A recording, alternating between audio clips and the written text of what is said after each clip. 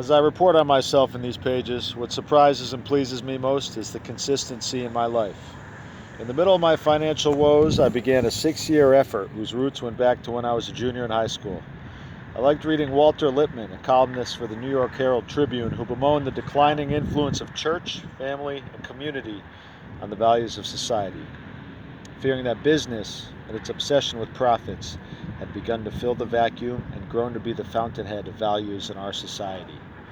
That read like common sense to me at 17, and early in my career, I thought I saw the signs of it increasing, especially with the explosive impact of television.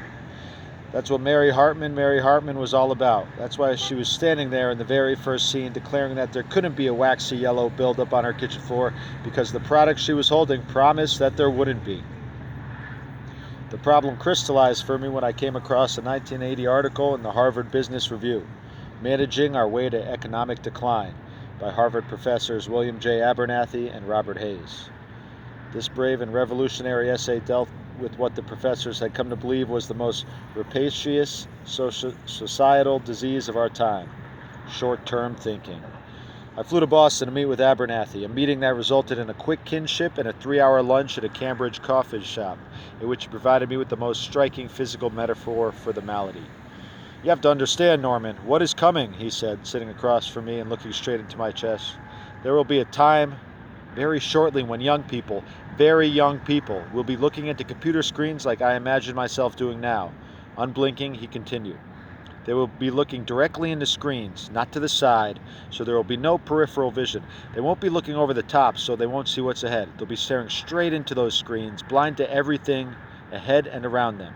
And they'll be punching numbers and causing billions of dollars to be transferred in split seconds from London to Tokyo to Hamburg to Zurich to New York. With that narrow focus, like a horse with blinders, they will have more control and hold more power in those split seconds than we can today imagine. And all of it entirely focused on short-term gain." I told Professor Abernathy that I wanted to help get his message out and that I hoped we could meet again, at which his demeanor abruptly changed. Looking deep into my eyes, he told me he had recently been diagnosed with a terminal cancer and had 6 months to live. I held his gaze and cried. He passed on in December 1983 at 50. As the world turned, one had only to follow the daily news to see how on the mark the Abernathy vision was. Slowly, the values our culture held dear were giving way to numbers. Our political leaders began appealing to their constituencies more as consumers than citizens, and the disease of short-term thinking soon infected the government as well. "Advertising," observed historian Stuart Ewan, "has become the primary mode of public address." What had ripened so vividly for me was the blinding of my spiritual groping with what I had taken from my meeting with Professor Abernathy.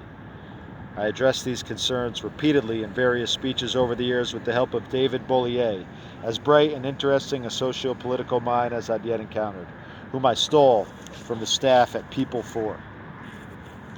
He worked with me on a 1986 talk at the Wharton School of Business and again 4 years later in my keynote address at a convention of the National Education Association in Kansas City. At both, I referred to a trickle-down value system that breeds in a climate where leadership of the Congress, federal agencies, state legislatures, labor, the universities, leaders everywhere glorify the quick fix and refuse through greed, cowardice, or myopia to make provisions for the future. The speeches were interrupted frequently with applause, the one in Kansas City ending with a whopping standing ovation. But despite the audience's reaction, they drew no more media attention than the dropping of a pebble into a great lake. Preach, Norman Lear. Preach.